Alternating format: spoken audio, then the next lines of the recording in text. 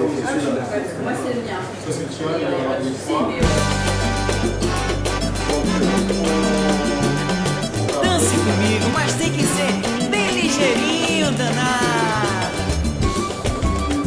Une fois un petit peu, parce que ça fait un petit moment que moi je voulais.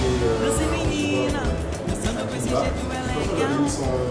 son recueil de littérature, et soit on n'arrivait pas à l'avoir, mais il était dans la liste des livres de qualité, soit on avait la chance de pouvoir l'avoir, et donc ça tombait bien. Grâce à Françoise, je suis tombé sur ce petit recueil édité par un petit éditeur des Guinéens, c'est un éditeur. Et honnêtement, pour moi, ça a été vraiment un gros coup de cœur. C'est un tout petit recueil de quelques nouvelles. Il y en a 6, tout petit recueil de quelques nouvelles. Et à l'époque, bon, et puis finalement, quand je l'ai lu, j'ai commencé à chercher tout ce qu'il faisait. Je l'ai un peu. Comment on appelle ça? J'ai un peu traqué sur internet concernant ce qu'il faisait. Et donc après, j'ai appris que c'était plutôt un dramaturge qui écrit autre chose, parce que ça c'est son dernier, à bout de sueur, et comme je vous parlais tout à l'heure. Tisha, et puis qu'il avait été aussi donc, en résidence, qu'il était toujours en résidence d'écriture au Canada. Non. Ça s'est terminé. Donc. Et donc c'était une vraie chance de l'avoir parce qu'au départ, à la Voiture des Arts, l'idée c'était de recevoir tout ce qu'on appelle les arts de la représentation. Donc c'était en théâtre, littérature, théâtre, mais aussi peinture et autres. Mais puisque la fibre elle est plutôt littéraire des gens qui viennent, on a tendance à recevoir plutôt des auteurs. Donc ça tombe bien qu'on reçoive quelqu'un qui soit un homme de théâtre et en même temps qui fasse des œuvres de fiction sur le théâtre. Zachary ou Françoise pour piquer un peu le petit recueil. Alors, moi je peux juste dire quelques mots. Effectivement, c'est un recueil. Et ça, je pensais à toi en le lisant, parce que j'ai lu aussi les livres de Joss et ça ne m'a pas étonné que tu aimes bien. Donc, c'est 6 petites histoires très rapides, très courtes. C'est le reproche que je ferai à ce livre, c'est le seul, c'est que les textes pour moi sont trop courts ou il n'y en a pas assez. Enfin, toujours est-il qu'au reste, ça se lit très rapidement, mais c'est de qualité. Donc des petites nouvelles qui ont... alors, sur l'écriture, c'est intéressant parce que c'est une écriture très personnelle, c'est-à-dire que c'est très bien écrit, mais c'est une écriture personnelle, enfin, je ne sais pas comment on peut dire autrement. Et sur le fond des histoires, elles m'ont d'autant plus touchée que, enfin moi, de mon point de vue, elles ont un point commun, c'est les femmes et les femmes, les difficultés, les femmes en difficulté qui provoquent vraiment beaucoup d'empathie. Donc c'est quelque chose qui m'a vraiment beaucoup touchée. Maintenant, si c'est trop court, j'attends, je vais voir quelque chose de plus consistant parce que je pense qu'il y en a sous le pied. Quoi, hein. Donc, parce que quelquefois c'est court, mais ça suffit. Là, c'est pas du tout. Contrairement à toi, je dirais, parce que c'est le côté court qui m'a plutôt fasciné, hein, je dirais. C'est pas facile de faire. Ah oui, exactement. Je dirais même ce petit roman d'à peine 50 pages vaut des recueils de nouvelles de plusieurs centaines de pages que j'ai eu à lire. Quoi. Et sérieusement, ça a été. Là, je suis très content parce que je suis content en tout cas de participer à ces pas-là parce que tous les romans que j'ai eu à lire m'ont chanté, notamment Tache-Cul, que je vous découvre en même temps. Voilà. Et je dirais, contrairement encore à toi, tout est dans la suggestion. L'auteur ne prend pas les lecteurs pour des idiots, en quelque sorte. Oui. Il n'est pas tout le temps dans l'explication de ce qu'il dit. Hein. Il évoque, il est dans la suggestion, et puis après, la force, la puissance est tellement portée par les mots que finalement on arrive à deviner, on arrive à savoir ce qui se passera après. Et moi, franchement, alors je pense que Joss a fait un très bon travail de vous retrouver parce que vous êtes vraiment l'une des révélations en tout cas littéraires. Je trouve que les 30, les quelques 40 pages valent des romans de plusieurs centaines de pages en tout cas. Et pour revenir un petit peu, je pense qu'on aura l'occasion de préciser les histoires individuellement. on va en faire parler un peu l'auteur. Juste pour vous dire que Zachary, on n'a pas donné de détails tout à l'heure, Zachary il est critique littéraire. Il est auteur d'ailleurs d'un ouvrage sur la critique littéraire, critique en littérature. En général, il a un don très dur. Il ne va pas avec le dos d'accueil en général, et donc c'est plutôt bien bon signe qu'il est. Je vous avoue que quand je l'ai convié à participer avec nous, j'ai hésité un peu, je me suis dit, s'il n'aime pas mon auteur, je ne vais pas être très à l'aise. Donc c'est une bonne indication. Donc moi je reviens vers Hakim. Peut-être pas, je ne sais pas. Ma première question, mais c'est vrai que je vois plutôt sur le l'auteur, c'est quand tu écris, tu es plutôt dramaturge ou tu es poète? Parce que c'est vrai qu'on sent quelque chose qui n'est pas du romancier classique, qui n'est pas une écriture classique. Et j'aimerais savoir si c'est ta fibre de dramaturge d'abord qui parle quand tu écris de la fiction, ou si tu as fait de la poésie, ou si tu es plutôt sur du star, ou ce genre de choses. C'est quoi l'écriture de la fiction? En fait, j'ai commencé par la poésie, puis après, à travers un ami qui écrivait des nouvelles, j'ai découvert ça moi très tard. J'ai écrit des petites nouvelles avec lui, donc souvent il allait chez moi quand j'avais une grande maison à Conakry, donc on faisait des séries de petites résidences. C'est-à-dire tous les week-ends, donc on se rencontrait chez moi. Et c'est vrai que je suis d'accord pour les cours aussi de nouvelles. C'était un peu le petit parce qu'on parlait souvent des petites phrases, des choses qu'on entendait à Conakry, puis on écrivait, c'était des séries de petites photos en fait, que je faisais. Donc, et après ça, c'est après la poésie, les nouvelles, que j'ai commencé à écrire du théâtre. Et dans le théâtre, j'ai découvert une autre liberté que je ne retrouvais pas dans les autres genres en fait. C'est-à-dire le fait aussi souvent de mélanger, c'est-à-dire mélanger la poésie et puis les récits et tout. C'est-à-dire c'est comme une maison, on peut tout mettre, on peut tout stocker.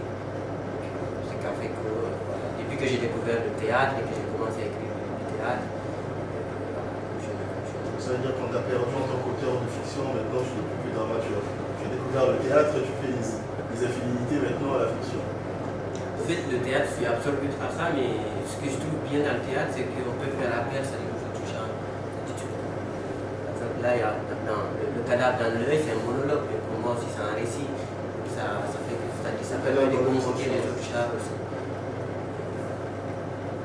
Et toujours sur cette question, c'est vrai que, comme disait François, c'est beaucoup des vies de femmes, c'est des vies très dures de femmes. Les seules photos que tu avais à Conakry, c'était des nouvelles.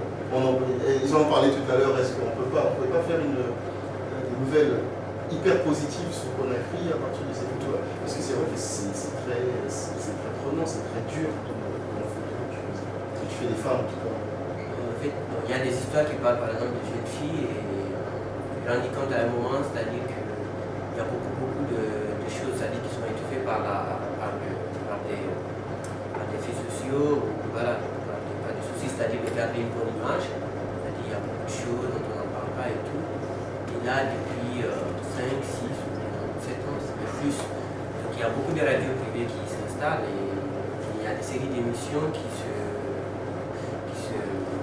nourrissent des faits divers. Voilà. En fait, il y a beaucoup de gens qui appellent, donc il y a des séries d'émissions où les gens peuvent appeler et de façon anonyme confier leur histoire et tout. Donc là, tout d'un coup, je me rendais compte qu'il y a certaines histoires d'ailleurs que j'ai tirées de ça, des histoires des filles qui appelaient et puis qui se confient. Tout d'un coup, donc il y a quelque chose.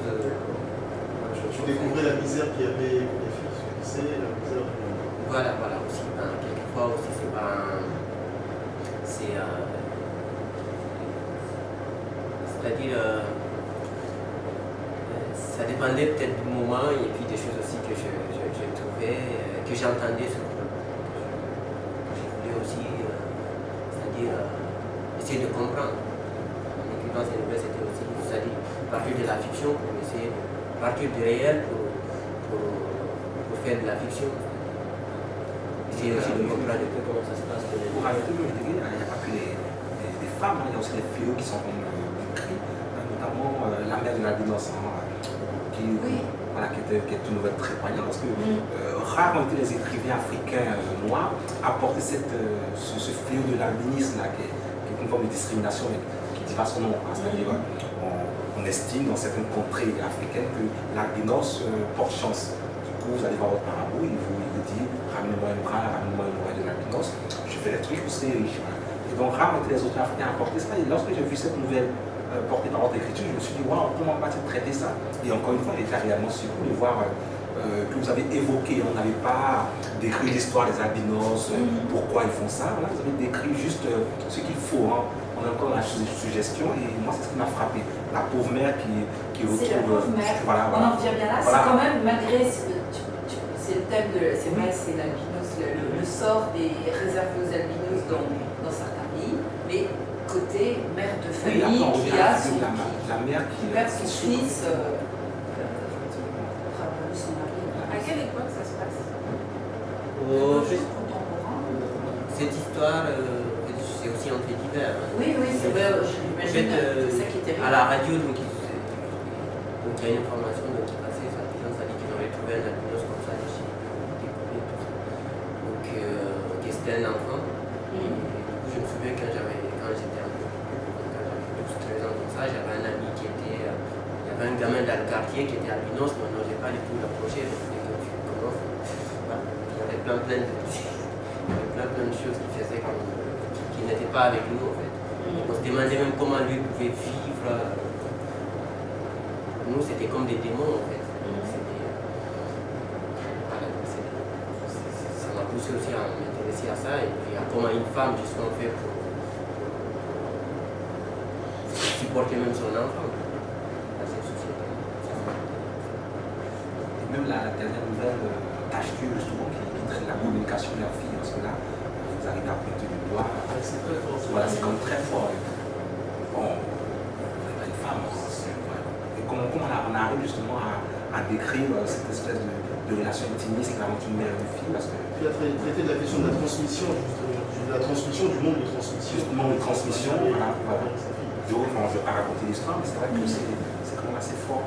Comment est-ce qu'on arrive à mettre les mots sur une histoire qui est, ma foi, loin de nous, parce que ça se passe entre une mère et une fille. C'est des expériences vécues, c'est des choses vues, ou on est encore dans l'imaginaire, dans quelque chose d'imaginaire complètement? En fait, c'est tout le temps un mélange des deux. En fait. Là aussi, bon, il y a la radio qui disait qu'elle avait des sous. Donc, du coup, elle est revenue à la maison, du coup, elle était à la lumière, du coup, elle demande ça, comment dire ça, comment annoncer ça à ses parents, en fait, elle se confie aux gens et tout ça. Elle se disait, peut-être que quand il va annoncer ça à sa mère, elle va se retrouver dehors et tout ça. C'est très violent. C'est très violent. C'est vrai quand même qu'il y a ces problèmes souvent de communication où tu n'as jamais parlé de sexualité, pourtant à l'intérieur, il y a beaucoup de choses où elles sont obligées de cacher ça et puis il y a qui trouvent un cas de moins pour dire cacher, pas que ça se sache. Si moi je reviens encore sur l'écriture, ça donne l'impression en fait, c'est pour ça que la raison de ça donne l'impression de quelqu'un qui avait commencé par écrire un poème, et après il est parti de son poème, il réunit et il le transforme et il bâtit l'histoire autour. Et donc c'est parfois assez saccadé comme écriture. C'est saccadé quand ça va vite, quand c'est la ville, l'écriture est complètement adaptée à la situation et le type de thème abordé. C'est bien fait. Et vraiment, en termes d'écriture, moi j'ai adoré ça. Et sur les histoires, elles sont dures, mais elles sont très bien montées, très bien emmenées, très bien construites. Elles sont courtes, mais à chaque fois, on n'a pas l'impression qu'il en manquait un bout. On a l'impression que sur peu de pages, l'auteur a dit ce qu'il avait à dire, et puis ça suffit. Exactement. Je pense qu'il a vraiment réussi à faire ça, de dire qu'on n'a pas forcément besoin de faire des tonnes de pages pour raconter l'histoire. Juste le minimum dit, dans ces silences, on peut dire. On va faire plus long. Ça vu serait la autre chose. Vu la qualité d'écriture et ça pourrait être plus long sans perdre en il m'a fait penser à qui? À Toufat. Oui, c'est exactement pareil. Qui est une de nos chroniqueuses, en fait, qui a écrit un recueil de nouvelles aussi, Âme suspendue, et qui c'est exactement ça. C'est des nouvelles très courtes et superbement bien écrites. Et c'est vrai qu'elle aussi, on lui avait dit, mais qu'est-ce que tu attends pour faire le roman qui va bien, parce que le talent d'écriture est vraiment là. On va faire parler à Kim des autres, il va nous présenter rapidement, juste pour vous signaler qu'il en a amené 2 que vous pourrez vous procurer. Il y en a 3, exemplaires éventuellement pour ceux qui ne l'ont pas dit. Moi j'en ai pris 2, des exemplaires d'ailleurs. Et je vais nous parler rapidement de Tisha. Je crois que j'ai vu des extraits de ça sur le. Je vais nous parler d'abord de celui-là. Tisha, qu'est-ce que c'est comme pièce, parce que c'est du théâtre, on est plutôt sur du théâtre. Et pour donner à nos envies, nos amis qui sont là, l'envie d'aller au théâtre. C'est bien de retourner au théâtre, parce que les gens sont un peu frileux ces derniers temps. Je vais juste peut-être ajouter avant d'avoir de présenter, c'est-à-dire que pour moi, c'est-à-dire quand j'écris le théâtre, même mon éditeur, c'est-à-dire le théâtre, c'est-à-dire ça toujours aussi que cette chose-là soit considérée, si ce n'est pas le cas aussi, en tout cas comme littérature, c'est-à-dire moi ce qui m'intéresse quand j'écris le théâtre, c'est de donner quelque chose à lire. Moi, l'écriture c'est un geste, même au théâtre, et puis la représentation aussi c'est un autre geste. Quand j'écris, je ne pense pas, en tout cas les premières pièces, je ne pense pas directement à ce que sera sur scène et tout ça. C'est mon rapport à la langue, comment ça s'entend en fait, comment on peut entendre cette chose-là. Et donc Tisha, ça parle de... En fait, là c'est parti de l'histoire de Michael Jackson et puis d'une femme. Ça parle un peu de l'excision, mais pas forcément. Pas que. En fait, c'est un homme qui vit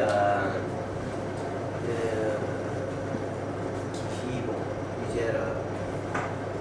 c'est-à-dire après plusieurs années de couple avec sa femme, c'est-à-dire décide de partir avec la fille de sa femme qu'il avait élevée.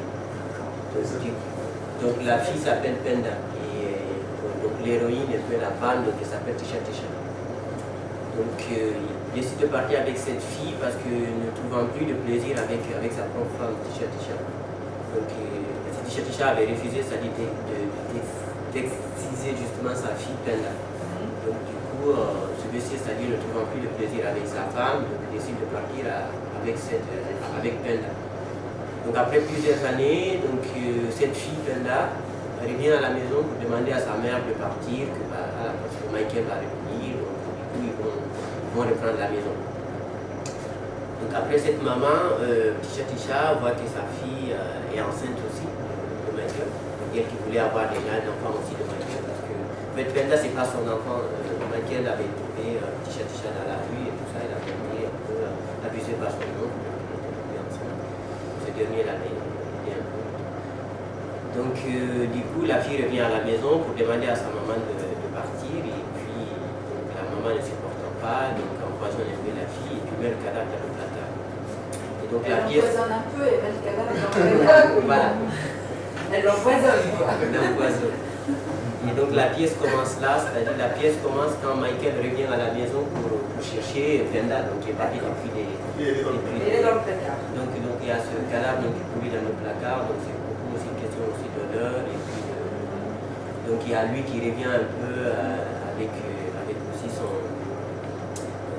IVA et tout ça. Il y a beaucoup d'histoires aussi. Donc ça c'est Tisha. Donc après, donc, il y a les deux. Donc je ne vais pas tout expliquer. Non, donc c'est ça la pièce. Donc du coup, c'est cette confrontation entre les deux pendant que le cadavre cuit, donc quand ils sont. J'espère que vous avez. Donc c'est vraiment. C'est un beau teaser. C'est un beau teaser. Et le dernier c'est Un bout de sueur, toujours chez Lanzmann éditeur. Et là on est sur. Là on est sur l'immigration. Ça raconte l'histoire de Binta qui abandonne, qui laisse son mari parce qu'elle souffre, elle voit que son mari ne prend plus soin d'elle. Donc qui rencontre le monsieur sur internet et puis vient en France. Et donc qui est poussé par sa copine qu'elle rencontre en Afrique. Sa copine qui est partie depuis des années maintenant, qui revient en Afrique, qui parle un peu de la France, comment elle est et tout ça. Donc elle aussi ça retrouve, donc Binta trouve son voilà, donc il s'appelle Marcel, trouve son Marcel sur internet et puis elle vient en France. Après elle dit à son mari que c'est son frère qui est en France, qui est malade, donc du coup elle vient parce que son frère a des antennes et tout ça. Donc comme ça, voilà, donc elle vient en France. Sauf que du coup, ça dit elle a 2 enfants. Voilà, donc du coup elle laisse ses 2 enfants et puis son mari. Donc elle vient en France, donc le mari se retrouve seul avec les enfants, il n'a plus quoi faire, donc appelle maintenant Binta pour demander le pardon. C'est dialogue entre la femme qui est partie et le mari resté là. Voilà, donc finalement Binta dit non, qu'elle a trouvé du boulot et tout ça, donc elle ne peut pas laisser le mari. Puis le mari maintenant décide de venir en France pour chercher sa femme. Donc là il apprend, c'est-à-dire il vient toquer chez le frère de Binta, il y a l'interphone, donc pour demander où est Binta et où est Binta. Donc il apprend que Binta s'est remariée avec Marcel et tout ça. Et après, donc, à côté, donc, il y a les enfants aussi qui veulent rejoindre aussi la maman en France, donc ils sont retrouvés morts de retraite d'atterrissage d'un avion. Je ne peux pas expliquer ça. Déjà, c'est bien parce qu'il donne l'eau à la bouche, mais au moins on peut vous assurer sur une chose, en tout cas en qualité d'écriture. Parce que c'est bien beau d'avoir des poèmes, d'avoir donné envie de lire, mais en plus derrière, il faut savoir mener les histoires et en qualité d'écriture, honnêtement, pour ce que j'ai lu de Hakim, c'est très très bon. C'est vraiment très chouette. Parce que les histoires qu'il raconte sont assez communes, on peut en voir dans pratiquement toute la littérature, notamment les bouleversements sociaux qui ont eu en Guinée en 2007. Bon, il y a plusieurs auteurs qui ont exploré ça, mais après, le plus que Hakim ajoute, justement, c'est la force déportée par l'écriture. C'est ça qu'il faut mettre. Moi, j'aimerais en tout cas voir les autres ouvrages pour pouvoir me travailler une idée de ce que ça donne, mais pour ce que j'ai lu, tâche pure, j'ai gardé une forme de souvenir. Est-ce que Hakim ne craint pas que les radios ou les femmes qui ont inspiré ces histoires le poursuivent un jour? En fait, moi, en tout cas pour ces nouvelles-là, je parle souvent d'une phrase. J'essaye de résumer. Bon, voilà ce qui s'est passé. Et après, à l'intérieur de ça, ça dit maintenant je fais des histoires. Et puis si on devait attaquer les auteurs par rapport à ça, je crois qu'il y en a beaucoup présents. Mais moi, je dis souvent que je parle de... Fazendo passar mal, é só mexer, botando as cadeiras pra tremer. Assim vai me fazendo enlouquecer. Já estou enlouquecido de paixão. Vem ligeirinho.